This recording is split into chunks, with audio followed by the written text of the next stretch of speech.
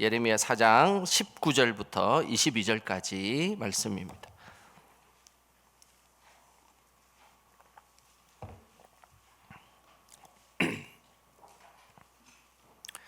예레미야 4장 19절에서 22절까지 말씀입니다. 자, 구약 성경 1057쪽에 있습니다. 우리 한 목소리로 말씀 읽겠습니다. 슬프고 아프다 내 마음속이 아프고 내 마음이 답답하여 잠잠할 수 없으니 이는 나의 심령이 나팔 소리와 전쟁의 경보를 들음이로다. 패망의 패망이 연속하여 온 땅이 탈취를 당하니 나의 장막과 휘장은 갑자기 파멸되도다. 내가 저 깃발을 보며 나팔 소리 듣기를 어느 때까지 할꼬. 내 백성은 나를 알지 못하는 어리석은 자요 지각이 없는 미련한 자식이라. 악을 행하기에는 지각이 있으나 선을 행하기에는 무지하도다. 아멘. 오늘도 이 밤에 기도의 자리에 나오신 우리 성도님들 주님의 이름으로 축복합니다. 자, 우리 옆 사람에게 오늘도 인사 한번 하겠습니다. 오늘 살아가신다고 고생하셨습니다. 인사 한번 하겠습니다.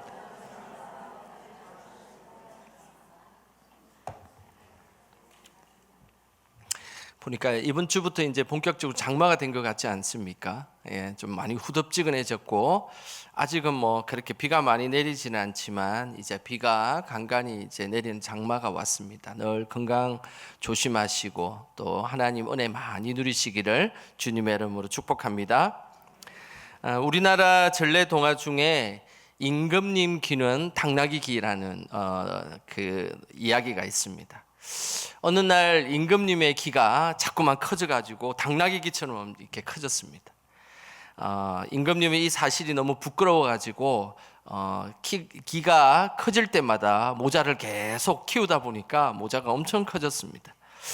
유일하게 모자를 만드는 장인이 이 비밀을 알고 있었습니다.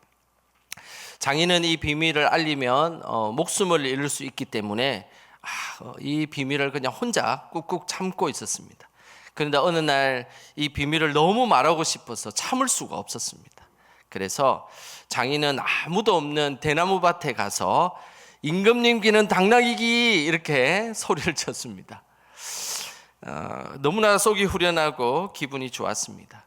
그런데 그 뒤로 이상한 일이 벌어졌습니다. 대나무 밭에서 소리를 지르고 나니까 대나무가 바람에 살랑살랑 이렇게 흔들릴 때마다 임금님 기는 당나귀 기, 임금님 기는 당나귀 기 이렇게 소리가 들리는 것이었습니다.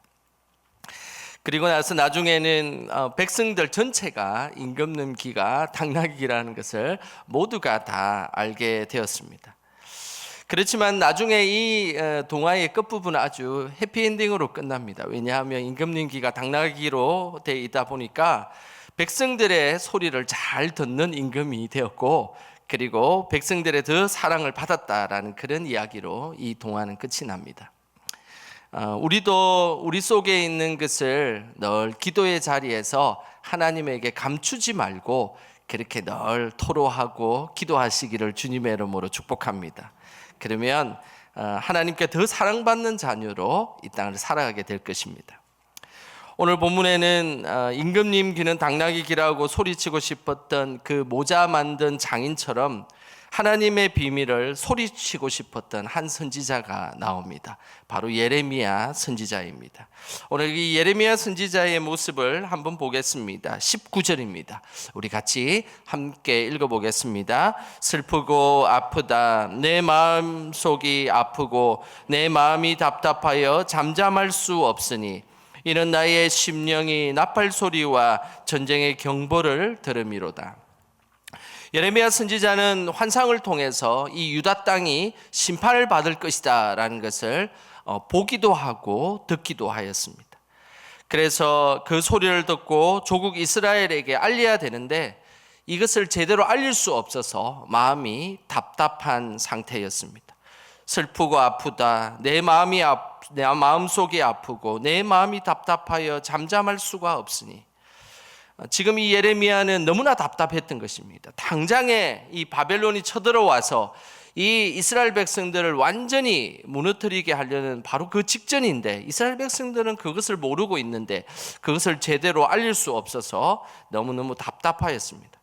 오늘 이 예레미야의 이 답답함을 우리 개역 한글판 성경에는 매우 너무 점잖하게 표현이 되어 있는데 이걸 다른 버전 세번역 성경으로 읽어보면 아주 실감나게 기록이 되어 있습니다. 예레미야 4장 19절 말씀을 세번역 성경으로 제가 한번 읽어드리겠습니다. 아이고 배야 창자가 뒤틀려서 견딜 수 없구나. 아이고 가슴이야 심장이 몹시 뛰어서 잠잠코 있을 수가 없구나. 나팔 소리가 들려오고 전쟁의 함성이 들려온다. 이 세번역이 좀 실감나게 표현하고 있지 않습니까? 이스라엘 백성들의 그 심판의 소식을 들은 예레미야는 창자가 뒤틀리고 그리고 심장이 뛰어서 어떻게 감당할 수 없는 그런 상태였습니다.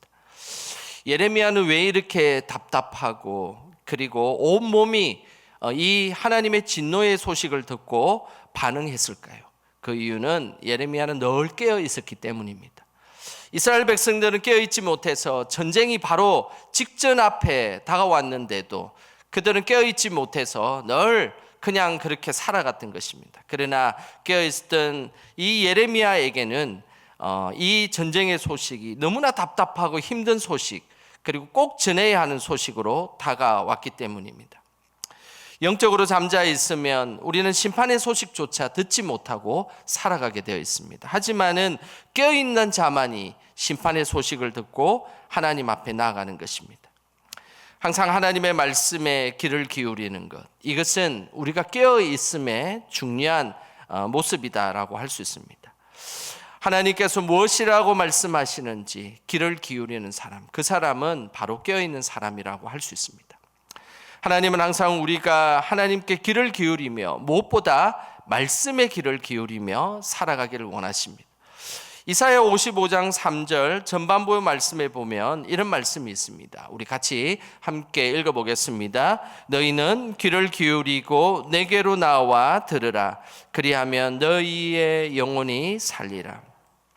우리가 하나님의 말씀에 귀를 기울일 때 우리의 영혼이 살 것이다라고 분명히 말씀하고 있습니다. 하지만 반대로 우리가 하나님 말씀을 듣지 못하고 귀를 기울이지 못하고 그냥 세상의 소리에 빠져 살아가면 우리의 영혼은 병들게 되어 있는 것입니다. 오늘 이 하나님 말씀에 귀를 기울인다라는 이 표현은 누군가의 입술 가까이에 나의 귀를 갖다 댄다라는 그런 표현입니다. 그만큼 하나님의 말씀을 집중적으로 귀를 기울인다라는 그런 뜻입니다. 우리도 늘 생각하셔야 됩니다. 우리는 세상의 소리를 많이 듣고 살아가는지 아니면 하나님의 소리를 많이 듣고 살아가는지 늘 생각하셔야 됩니다. 우리는 세상에 들려오는 소리만으로 살아가고 있다면 그것은 늘 우리의 영이 죽어 있는 상태로 살아갈 수밖에 없음을 기억하셔야 합니다. 항상 하나님의 말씀에 귀를 더 많이 기울임을 통하여서 깨어서 믿음 생활을 이어가시기를 주님의 이름으로 축복합니다. 예레미야 시대의 이스라엘 백성들은 영적으로 죽어 있었습니다. 그 모습이 22절에 아주 적나라하게 나타나고 있습니다. 우리 22절 말씀 같이 함께 읽어보겠습니다. 내 백성은 나를 알지 못하는 어리석은 자요 지각이 없는 미련한 자식이라. 악을 행하기에는 지각이 있으나 선을 행하기에는 무지하도다. 이스라엘 백성들은 영적으로 이제 죽어 있는 상태였기 때문에 하나님의 뜻과 정반대되는 모습으로 살았습니다. 하나님은 우리가 악한 데는 늘 미련하고 선한 데는 지혜롭기를 하나님은 원하십니다. 근데 이스라엘 백성들은 반대로 악한 것에 대해서는 매우 지혜롭고 선한 것에 대해서는 아주 무지한 그런 모습으로 살아갔던 것입니다. 실제 예레미야 시대 때의 왕이었던 여호야김, 이 열왕기하 23장에 보면 이 여호야김의 모습을 보면 정말로 여호야김은 악을 행하는 데는 아주 지혜로웠지만 선을 행하는 데는 아주 무지했던 그런 왕이었습니다. 열왕기하 23장 35절 말씀 우리 같이 한번 읽어보겠습니다. 여호야김이 은과 금을 바로에게 주니라. 그가 바로 느고의 명령대로 그에게 돈을 주기 위하여 나라에 부과하되 백성들 각 사람의 힘대로 액수를 정하고 은금을 징수하였더라.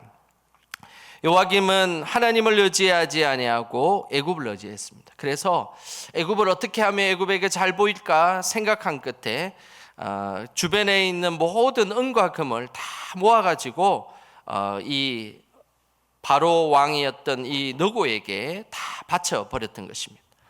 그리고 백성이 감당할 수 없는 액수를 정해서 은과 금을 강제로 징수하였습니다. 돈을 빼앗기 위해 지혜를 썼고, 그리고 세상 임금에게 잘 보이려고 지혜를 썼습니다. 하지만은 이 여호야김은 결코 하나님 앞에 간구하며 하나님의 뜻을 구했다는 말은 성경에는 나오지 않고 있습니다. 늘 악한 데만 지혜롭고 하나님의 뜻을 묻는 선한 일에는 무지했던 것입니다. 반면에 예레미야는 한심할 정도로 악한 데는 미련하고 선한 데는 아주 지혜로웠던 그런 인물이었습니다. 예레미야 32장에 보면 예레미야가 시위대 감옥에 갇혀 있는 상황이 있었습니다. 그때 감옥에 갇혀 있었을 때 예레미야의 사촌 하나멜이라는 사람이 찾아옵니다. 그러면서 하나멜이라는 사람이 대뜸 그 이스라엘 지역에 아나돗이라는 땅이 있는데 그 땅의 땅 문서를 들고 와가지고 예레미야에게 내밀어서 이 땅 문서를 보여주면서 그 아나돗 땅을 좀 사면 좋겠다라고 이야기를 했습니다. 그런데 지금 이 예레미야가 시위대 감옥에 들어갔을 그때는 이제 거의 바벨론이 쳐들어와서 이스라엘을 멸망하는 바로 그 직전의 시점이었고, 예레미야는 이 사실을 누구보다도 너무나 잘 알고 있는 사람이었습니다. 그런데 다 멸망할 그 땅을 돈 주고 사라고 하니 그 사는 것이 맞겠습니까? 도저히 살 수 없는 땅이지 않겠습니까? 멸망할 땅을 산다는 것은 땅의 가치가 폭락할 것이고, 땅 문서는 정말로 종이 쪼가리처럼 없어져 버릴 그런 땅 문서였습니다. 그 땅을 사는 것은 어린아이가 보아도 참 미련하고 어리석은 그런 모습이었습니다. 하지만은 예레미야는 그 땅을 어떻게 했을까요? 예레미야는 함락되어 땅값이 폭락할 그 땅을 은 17세겔을 주고 그 땅을 삽니다. 완전히 오늘날 치면 사기를 당한 것이죠. 참으로 무지한 모습이었습니다. 하지만 하나님은 아무 가치 없는 그 땅을 산 예레미야에게 희망의 메시지를 말씀하셨습니다. 예레미야 32장 15절에 그 내용이 나오는데요. 우리 같이 함께 읽어보겠습니다. 만군의 여호와 이스라엘의 하나님께서 이와 같이 말씀하시니라. 사람이 이 땅에서 집과 밭과 포도원을 다시 사게 되리라 하셨다 하니라. 하나님은 예레미야에게 그 아나돗 땅의 그 문서를 산 것을, 땅 문서를 토기에 담아두라고 그렇게 말씀하셨습니다. 오랫동안 보관하게 하신 것이죠. 왜냐하면 이 아나돗 땅은 바벨론 70년이 지난 포로가 지나면 다시 돌아오게 되었을 때 그 땅은 오히려 금싸라기 땅으로 변하게 될 것이기 때문입니다.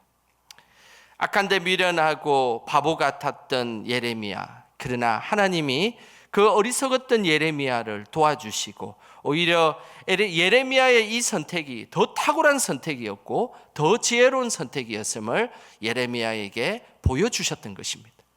이것이 하나님께 나아가는 믿음의 사람이 하나님께서 주시는 그런 축복이라고 할 수 있습니다.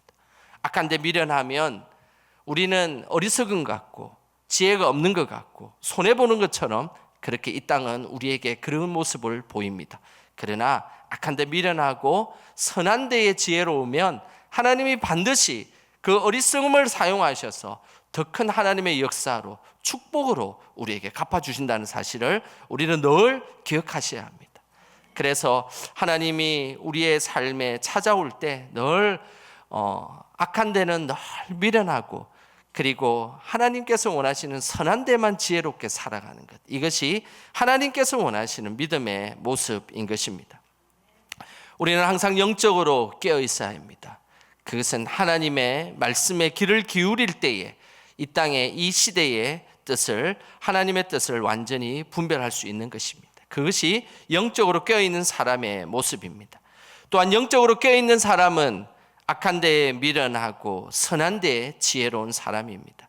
우리가 악한 데에 미련하고 우리의 선택과 그 결단이 미련하면 미련할수록 하나님은 그것을 더 사용하셔서 빛난 우리의 삶으로 우리를 인도하여 주실 것입니다. 우리 영광의 성도들은 늘 하나님의 음성에 귀를 기울임을 통하여서 영적으로 깨어있는 모든 성도들 되시기를 주님의 이름으로 축원합니다.